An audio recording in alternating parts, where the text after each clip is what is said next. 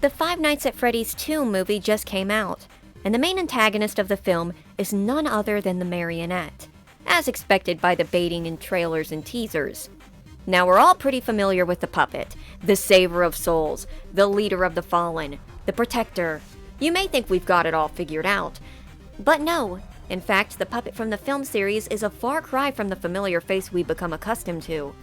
While some things reflect shades of the same character, much of it is different, and may even be fused with another character who might have gotten left behind due to changes made with the movie.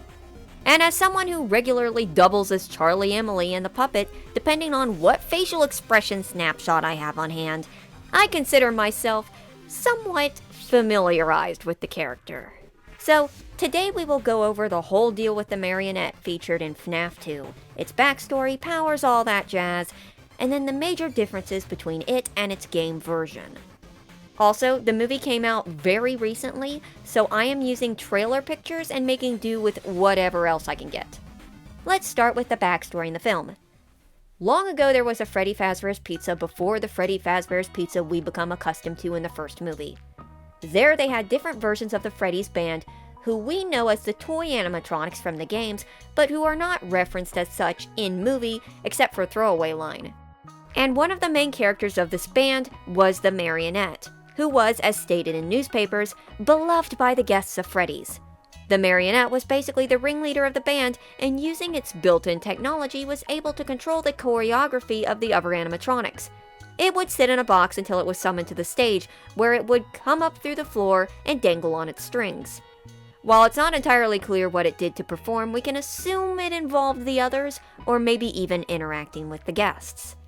And there was one guest it was very close with, Charlotte Emily.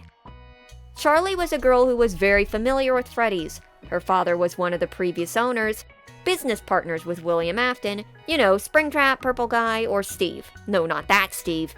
Her father, Henry, was unfortunately an absentee dad. He spent so much time working that he even missed out on Charlie's birthday party previously. Not only that, but Charlie doesn't get along with the other kids. She doesn't relate to them, with the only thing she believes to understand her being the Marionette. And this is why I believe that it must interact with the guests, because if not, then this seems to be a pretty outlandish conclusion for a girl who doesn't seem that young, unless she just related with it because it had sad eyes. But she did have another friend too, and that was Vanessa, the daughter of William Afton.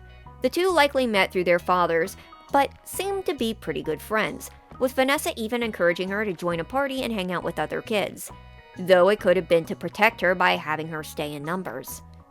But one day, while waiting for the puppet to appear, Charlie sees a strange golden rabbit grab a kid and take him into a back room. She tries to warn some of the parents in the pizzeria, but they all brush her off coldly, and she's forced to go back alone. She finds the boy knocked out on the ground and picks him up, trying to carry him back out to the front room, all while the golden rabbit, Afton, is following closely behind her. She manages to make it out on the front stage and screams for attention before dropping the boy and collapsing, revealing that Afton stabbed her 3 times. While the boy is saved, she falls through the opening trap door and is caught up by the puppet. Or caught in the puppet, it was kind of hard for me to see. But unfortunately, it was too late for Charlie, and her efforts went unrecognized. The murder was labeled an accident and pinned squarely on her wandering backstage. Apparently, the whole stabbed repeatedly thing went totally under the radar. And sometime afterwards, Freddy's closed. Only that establishment, though, as more locations were opened later. But there was never another Marionette. And due to the nature of her death, Charlie didn't move on. She instead began to possess the puppet who caught her when she fell, the one she loved. But she became resentful and angry, furious not at Vanessa, who she still stayed friends with after death, or really at Afton, but the parents who had failed her, likely fueled by her own feelings towards her distant father. But she was trapped in Freddy's. The technology in the animatronics meant that if they left the restaurants, they would power down, unless someone deactivated it. Charlie was restless, so Vanessa gave her a music box that kept her calm, asleep in her box. Likely because her father Henry had made her a music box when she was younger, comforting her long before her death. And with that, the Marionette was left in the basement of Freddy's for many years, under the watchful eyes of the security guard Mike. No, not that Mike, the other one. That is, until a series of events led to the puppet getting out. Basically, Aunt Jane from the first movie, she's alive. And this Karen's testimony has led to, for some reason, everyone getting Fazbear fever, leading to a celebration called Faz Fest and renewed interest in the brand. This leads to a group of TV paranormal investigators heading to the old Freddy's, where one of them, a woman named Lisa, turns off the music box and lets the marionette loose, where she is promptly possessed. The marionette then is able to connect with a Faz talker that Abby took from another location, a toy that is used to talk with the animatronics. Not sure why it was at that location, but whatever. Either way, Marionette has figured out enough about Abby that she's able to lure Abby into the other restaurant and uses toy Chica to communicate with her, pretending to be the original Chica. After helping Abby with her project, and that going south, Abby returns to get comfort from toy Chica, who then agrees to help if she can turn off the protections, keeping them in place. Meanwhile, Vanessa has showed up at the restaurant, finding out about Abby coming there, long story, and tries to convince Charlie, who is now possessing Lisa, to leave Abby alone, and refuses to let her escape. Charlie snares her up and, using Abby as an unknown hostage, forces Vanessa to give them the password, and the animatronics are let loose. Toy Chica, Toy Freddy, Toy Bonnie, and Mangle all spread out on their own separate adventures, but they're all controlled by the marionette. So keeping it brief, Toy Freddy goes to Faz Fest and hangs out there for a while before breaking into a house and attacking a random couple. Mangle climbs on top of Vanessa's car and tries to stop her and ends up getting launched into Toy Freddy. Toy Bonnie sneaks into a kid's bedroom and chats with her before trying to attack her mother, almost killing them both before a shutdown. Balloon Boy gets decapitated. And Toy Chica actually goes to Abby's school as her project and wins her first place, but kills her jerkish robotics teacher who destroyed her first project and then chews her out in front of everyone, thinking Chica is someone in a costume. Then she carries Abby home later and lays her in her bed. However, that is when a flip gets switched at the pizzeria with Mike, and Toy Chica is shut down. Marionette stays active, breaking out of Toy Chica's insides and tackling Abby, and then possessing her. Vanessa comes by and Abby, possessed by Charlie, chases and attacks her, almost killing her, until Mike uses a music box he got from Henry to stop the possession, causing the puppet to flee. Abby is fine, unlike Lisa, who was killed by the encounter, and Mike turns off the box and leaves with Abby and Jeremiah. He's angry with Vanessa and tells, oh, by the way, Michael Afton appears around that time and says that kind of implies that he's controlling the toy animatronics, and I don't really want to get into that because I'm not exactly sure what was going on there, but he might have been working with the puppet. Anyways, Mike, the other Mike, he's angry with Vanessa and tells her to stay away from them, and she continues her film-long spiral of getting possessed by the Charlie. The Charlie? Cut to credits. So, there's a lot of differences so far, but let's cover the personality and powers of the puppet before we really split the list. Now, due to early Fnaf's less overt storytelling, you may think that the puppet didn't have much personality, but it surprisingly did. The puppet was a would-be protector, a somewhat misguided one, but one that attempted to do what it thought was right. When the children were murdered, it thought that bringing them back to life in new bodies would be a gift, and then claimed that they were under its protection. It sought after Afton to stop him, but then later claimed to not hate him, showing more indifference. Now, that doesn't mean the puppet wasn't dangerous. It very much was a threat, and would attack night guards when given the chance, just like the other haunted animatronics. However, its motives aren't entirely known. Since it was hunting the Purple Man, it was likely targeting him, as there were hints in the early games that the night guard was Afton, or at least looked like him. The puppet wasn't squeaky clean, but its goal, from what we saw, wasn't based on revenge against anyone other than the Purple Man. The puppet was aware, intelligent, and dangerous, but it still showed that it adhered to a morality it believed was right. Despite being an antagonist, it leaned much closer to a hero than a villain.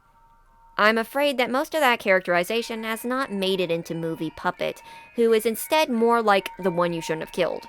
An angry soul willing to attack everyone, even the kids it befriends, swearing revenge upon whoever wrongs it, even if they're strangers, and wanting nothing but death and destruction. The disinterest in, I don't hate you, just stay out of my way, is reframed from the puppet being above Afton, to the puppet not blaming Afton or Vanessa, but the parents, and parents being everyone else who generally resembles an adult. There are moments when film Marionette does seem to talk with and bond with kids, such as still being friends with Vanessa after death, talking to the girl as Toy Bonnie, seemingly caring about Abby by going to her science fair and tucking her into bed. Charlie even lost her life saving a random kid when she herself was a loner who didn't like the other kids. Which is sort of counterintuitive, but I guess now Henry can use the lifting kids into her arms line pretty literally. But then in the same breath, Charlie has no qualms in threatening, tormenting, and trying to kill Vanessa without much provocation. There's attempts to kill the little girl as Toy Bonnie, and attacks Abby almost immediately after the tucking in scene. Desperation or not. It's a weird back and forth where the puppet is trying to be what it was originally, but it doesn't make much sense in the context of what it does in the movie. It sounds on paper like it might fit, but it loses a lot of the nuance by turning Marionette from a morally gray character leaning towards the side of good to just the bad guy fueled by rage. And by which I mean, I do get that there's more behind that. Charlie's issues with her father, leading over, her blaming the people who shoved her off and the indifferent customers instead of the person who actually killed her. It is nuanced in a way, but it's not nuanced in the same way, if you get my meaning. In fact, film Charlie is much less like book and game Charlie, and much more like fourth closet novel baby. Down to the whole fueled by rage thing, and being almost like a doppelganger of the main lead for a while. So why is the puppet so different? Well, I think it's because this version of Charlie isn't just Charlie, but also shades of Elizabeth Afton, who has pretty much been replaced by Vanessa. Marionette's resentfulness, anger fueled by rage, and sort of unsure characterization is actually very similar to Circus Baby. Even the scene with the puppet quietly and calmly threatening Vanessa and manipulating her and manipulating Abby leans much more into baby territory than Charlie. Baby even was in control of her band, as seen in Sister Location, and likewise the puppet is controlling the lifeless toys and the wizards, to a lesser degree. Even the puppet's goal aligns with Baby's more than the original puppet. The game Marionette was trying to get Afton. Film Marionette is trying to escape her confines and unleash a wave of death. Circus Baby was also trying to escape her imprisonment, as in Sister Location, and had advanced to eagerly willing to kill, as in Pizzeria Simulator. And unlike it's often believed, and perhaps Circus Baby herself seems to express in Pizzeria Simulator, it's clear that a lot of her behavior came from what happened to her. She wasn't just born evil. She was traumatized by her death. And that goes the same way for Film Puppet. The puppet, Charlie, and Circus Baby, Elizabeth, have often been compared to one another. Not just in the books. They are the lost daughters following their father's footsteps. Charlie follows the better example as a misled protector, while Baby falls into Afton's murderous tendencies due to her suffering. However, since Vanessa replaces Elizabeth and is filling the role as the good but misled daughter, who's trying to turn over another leaf, Charlie's role has been flipped as well, and she is now herself and the space that Lizzie left behind. And it didn't just happen to Charlie. Both the puppet and Michael Afton, characters who were the ones standing in on the good side in the games, are now reframed as the bad guys while replaced with their film counterparts, Mike the non-Afton and Vanessa the good Afton. And I suppose that'll make it easier when they both die in the next movie's fire at Henry's hands, as the movie was teasing that the next film will be a blend of Fnaf 3 and Pizzeria Simulator. But also, it does kind of feel like a shame that this is the puppet most people outside of the fandom will now know about. An angry little girl in pigtails manipulating people and then trying to kill them without remorse. Familiar, but different. But moving on. The powers of the puppet too are pretty different, as this film brings in a new edge that the old puppet never had. The ability to possess humans. Most of the puppet's appearances in the movie, when it isn't pretending to be Toy Chica, involve it taking over a human's body, where they will get pale skin, tear marks, white lights in their eyes, and the ends of the puppet's limbs. Almost like they're sort of tangled together. After its first jump scare, the puppet remains inside of Lisa, the paranormal investigator, for a long time before leaving her to enter Toy Chica, and then possessing Abby, and then possessing Vanessa. It is shown to kill someone when it leaves them, as is in the case of Lisa, but in the case of Abby, it was banished from her by the music box, and because of that, Abby was left alive. It was unclear if it unpossessed and then killed Lisa out of anger, or if possession can drain the body. I couldn't really see her body very well in the second you see her during the movie. This possession ability is not shown in the games. The puppet has the same flotation ability as seen in games, assumedly. We don't really see it in full, but we can assume it by its bobbing head in one scene, and it occasionally causing its human hosts to fly around. The puppet is also said to need a human it can bond to, like a parasite. It needs a host so that it can leave the pizzeria, at least Vanessa says this. However, this too wasn't really the case in the games. We don't really know the situation in the games when it comes to the puppet. I mean, the puppet does seem to show up in Fazbear Frights, which would seem to suggest that it can leave one area and go to another. But there's been no confirmation there. I should also mention the Mini-Marionette Dolls littered throughout the boat tunnel, which swarm the water when one of the paranormal investigators falls in and can't get back out. He is then rendered to little more than bloody churning water. It looks like they kill him, but also later Mike falls inside and is almost attacked by Balloon Boy, whose propeller is spinning, so maybe he was there too, and the actual murderer, maybe he blended him up? Either way, the dolls were probably being controlled by the puppet, assumedly, and if not, they at least look like it. And since that covers powers, and since I'm pretty much covering everything now, let's spot the differences between the game and movie Puppet. 1. The puppet is the protector of the animatronics and brought some of them to life. Film Puppet just controls the toys and wasn't seemingly involved with bringing the animatronics to life. 2. The puppet is trying to stop Afton, leading the animatronics to hunt him down. Film Puppet doesn't care about Afton and just wants to lash out at everyone else. 3. Charlie Emily died out behind a restaurant and the puppet came to her since it was a security puppet drawn to her bracelet, and collapsed with her, leading to its possession. Film Charlie Emily was killed saving a kid and then fell on the puppet. 4. The puppet was stationed in the prize corner as the animatronic there, and seemingly handed out gifts as far as the official art is concerned. Film Puppet was apparently a ringleader character who came up on stage and controlled the toy animatronics. 5. The puppet and Vanessa have no known connection or contact. Film Charlie was once close friends with Vanessa and they assumedly grew up together. 6. The puppet cannot possess people. Film Puppet can. 7. The puppet is fueled by a desire to save the others. Save them, you can't, and does so by bringing them back to life. Film Puppet is fueled by rage and doesn't care about much else. 8. Charlie Emily is in the games confusingly hinted to both die before and after the MCI, Missing Children incident, depending on the game, but is never given a year of death except in the books, where the year is 1983. In the film, Charlie Emily died in 1982, before the Missing Children incident. 9. The puppet's line, "I don't hate you, stay out of my way," is assumed to be aimed at Afton, confusingly. Film Puppet aims it at Vanessa, also confusingly, since a good chunk of her plan involves using her. I'll let off there, but there's plenty more differences, but they'd be all little tiny detail things that could be easily overlooked. So what will happen to the puppet in the next movie? Well, spitballing here, she's possessing Vanessa, so that'll probably be Vanessa's would-be Vanny arc until she's banished from her, either by Mike, Henry, or Vanessa's own will, upon which the puppet will likely get trapped into either Lefty or a refit Circus Baby, more than likely Lefty, but I feel like Circus Baby's Easter egg was a hint towards something.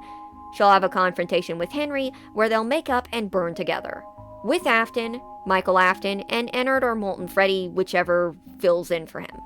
Mike and Vanessa will make up, get married, and life goes on.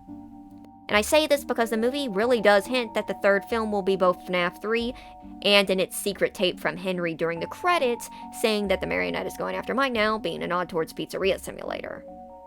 But we'll see. Things can always change and be different. And some of those things, such as the Circus Baby involvement, could just be total spitballing. So here's the big question. What do I think about how the puppet was portrayed? Let me start by saying that different isn't necessarily bad. A character being different than originally portrayed might not be a bad thing. Like, for example, Abe from Oddworld. So Abe was originally imagined as like a serious character. Then he became a bit of a goof when the games actually came to realization, especially like in Munch's Odyssey. And I loved that. I liked this wacky guy who had a silly edge while still packing a wallop and still taking his mission seriously along with it. He was a little nervous, he was a little awkward, but it worked well. Then Oddworld Soulstorm sort of angled Abe back into being a more serious character. And I love him. I love the goofiness, but I also loved this messy sort of anxious ball of nerves who knows to run and flail to get stuff done. There are a lot of similarities, but there's also a lot of differences, and honestly, I prefer the direction Abe is taking now. He went from this alien goofy to my son, and I must protect him, but I can't, because between you and me, I'm way too impatient and die all the time. There are also cases where I don't mind the differences. As a kid, I was a huge Princess Peach fan, and I still like Princess Peach. And though Movie Peach is different in a lot of ways, I still like her. They're distinct, but I get on board with both. Charlie is different than the character we used to know, and more similar to other characters we knew. Almost like how Mike, Vanessa, and Afton himself are all different shades of the characters they're playing, and I don't think that's a bad thing. In a vacuum, Film Puppet is absolutely fine. I just want you to keep that in mind as I continue from this point, because I have some mixed feelings. I think it's a shame that the puppet, this protector and life giver, this not exactly heroic character, but being a force against Afton, being more intelligent than the others and popping up here and there, was mostly turned into a foil to challenge Vanessa, to be the evil daughter who's misled by her own emotions, a flip side to Vanessa who is trying to be good and beat her past. It feels like a really good character was basically tossed away to enhance Vanessa, a character who really doesn't need to have her character arc take up this much focus. This isn't the puppet from the games. This isn't the puppet the Foxy in Arizona died for. This is just a rage-filled doppelganger wearing her clothes and tricking people before beating them up. Hint, hint. And there was actually a pretty easy fix for this that would have taken very little effort. Have it look like the puppet's controlling the toys and escaping and attacking everyone, only for it to be revealed that it's not, and that it's Michael Afton, since he's shown briefly controlling them at the end of the movie, kind of. He implies he's in control, but he doesn't do anything of value throughout the film that couldn't be replaced with him just not being there. So having it be a twist instead of a twist that doesn't really do anything would have made more sense.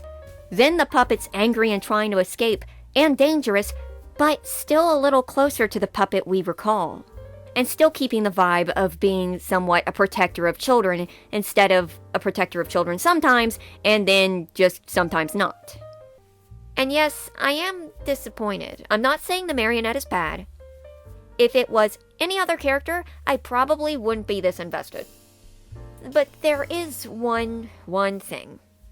There's one big problem that drives me insane with the puppet, and this isn't just a perspective thing, I would consider this an actual flaw. If they were having this much trouble puppeteering a real puppet, I would have rather they use CGI than having 2 minutes of puppet screen time and the rest be other human characters with a puppet filter over them. I personally just didn't find Mary Anissa or Abby Annette particularly creepy. At times, they actually got pretty goofy, like when they were flying. That actually made me laugh. But I know why the change was made. It was either because of the puppeteering was too hard, or because the puppet didn't look scary enough. But that's the thing. I think the puppet can be scary, if you make it move the right way. I would have rather watched the marionette be a silly Muppet than just having girls cosplay as it. Despite all I've said about the characterization, I think that's the most unfortunate part, because this could have been the time to really see the puppet in action, and really, we didn't. We barely saw it. The only scene of interest being when she broke out of Toy Chica, but that was like a blink and you'll miss it moment. Over in only a second. And yeah, it does kind of hurt that the puppet isn't like the game puppet. Especially since I sort of just came to terms with the fact that the puppet is virtually never coming back. It didn't even get a soda topper for the movie it was in. I was hoping that it would be like a nice last hurrah for a character who did a great deal for the franchise back in the old days. But instead, that character is going to be forgotten now. Most people who see this movie won't know the lore of Fnaf, and Film Puppet, An angry child attacking random people and apparently teaming up with Michael Afton to complete his father's legacy, I was a little confused on what was being implied there, will become the well-known version of the Marionette, while that complex black and white and gray character will be left behind for good, replaced by Vanessa. Or she would if she'd actually show up in a game. Hey, I get to take a few cracks now and then. That's apparently in character for someone who kens the puppet. Anyway, there's not much else to say, but I hope I enlightened you and it didn't tick too many folks off. I saw a lot of people who said they really liked the puppet, and honestly, this is probably just another me thing. And it's not like my opinion changes anything, it's just a conversation. Anywho, thank you for watching.